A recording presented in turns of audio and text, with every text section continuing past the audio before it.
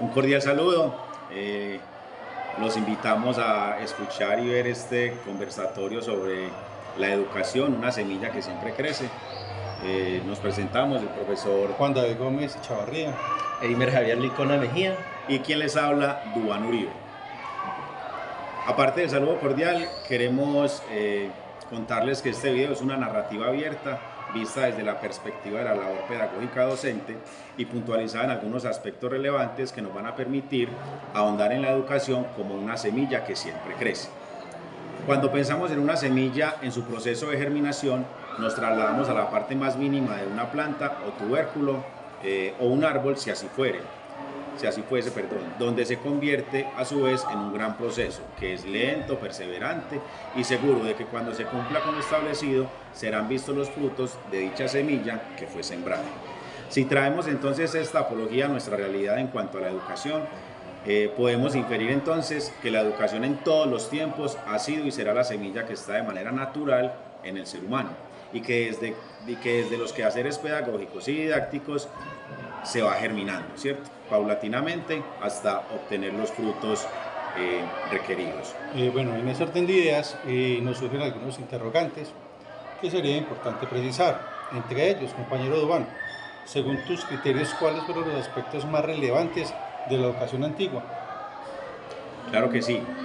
La educación en el pasado se caracterizaba por hacer énfasis en lo memorístico, en lo disciplinario, en el respeto hacia los maestros, quienes en ese momento tenían una autoridad casi absoluta.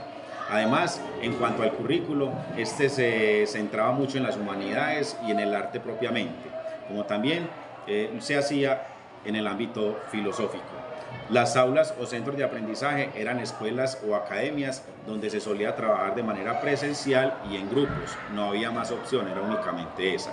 Algunos de los aspectos de la educación antigua hoy siguen presentes, abrazando la evolución y la transformación de los procesos de enseñanza y de aprendizaje. Gracias, compañero. Compañero Eimer, porque según tu perspectiva, nos dices cuáles son los retos de la educación actual en miras a un futuro inmediato. Uno de los retos más importantes de la educación actual, sin duda alguna, es el desarrollo de habilidades con pensamiento crítico, creatividad y globalización.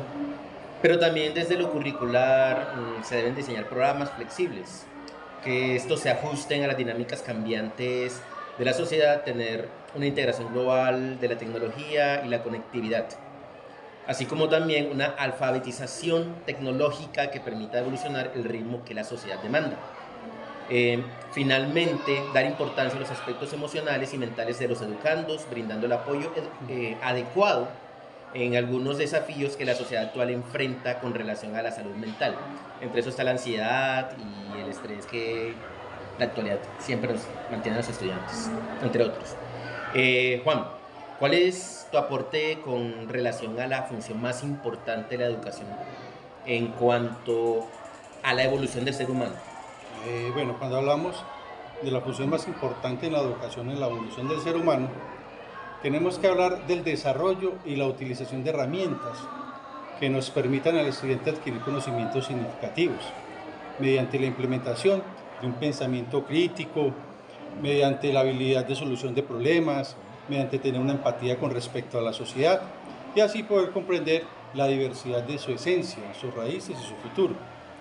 También tenemos que tener en cuenta que mediante la educación, el conocimiento de la historia en todos sus aspectos, para poder entender el presente y prepararse para el futuro, sin dejar a un lado la cultura, como es la principal evolución del ser humano en todas sus dimensiones. Entonces, para concluir, es importante resaltar que la educación ha tenido un lugar relevante en la evolución del ser humano, así como germina las semillas en lugares donde tienen todas las condiciones.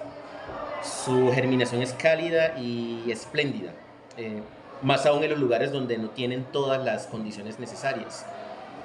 Es un poco más lento el proceso, pero de alguna manera germina, siendo así la educación uno de los aspectos que ha acompañado al ser humano desde sus orígenes y lo continúa siendo en el presente, pero a su vez,